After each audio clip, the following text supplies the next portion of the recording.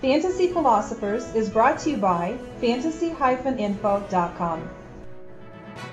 Donte Stallworth had obvious off-the-field problems last year as he murdered a man as he was driving in his car. Turns out that guy, I believe, unfortunately, that guy that was walking, I guess he was drunk or something to that effect, but Donte had also had a few drinks in him. Anyway, I'm not going to get into that too much more than just to say that. Right now, he is back in the NFL. He's done his time. He was taken out of the league for a year last season, did not play at all. So now he's with the Baltimore Ravens.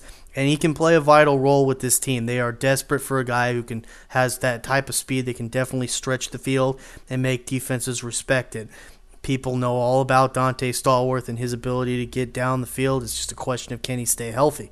It's really always been the problem for him. If he is, then as a number 3 man, he should play a vital role as far as getting down the field. Joe Flacco has a nice arm and can get that ball down that way. For Donte, he's really not going to have fantasy relevance unless for some reason he can unseat Derrick Mason, as the team's number 2 man. Anquan Boldin, though, also is a guy with a lot of health issues.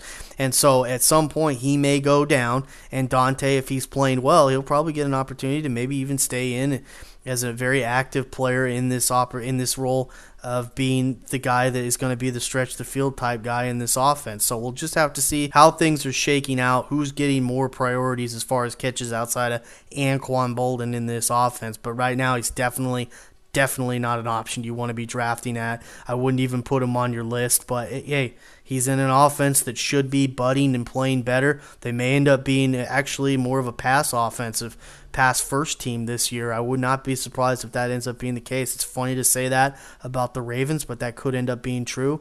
And you just never know. If you're in a league, I would think he holds more value if you're in a league that is a touchdown-heavy league that has inflated points for the distance on a touchdown. If you're in that type of league, he's going to have more added value because he can hit that big play and get you those inflated numbers. So keep him in mind in those type of leagues. I say that's where really, if he's going to have any relevance at all, that's the type of league he'll have relevance in.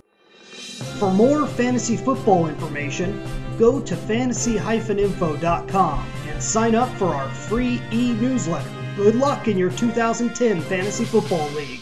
As an added bonus, the Fantasy Info guys will include their 5 secret tips for success in fantasy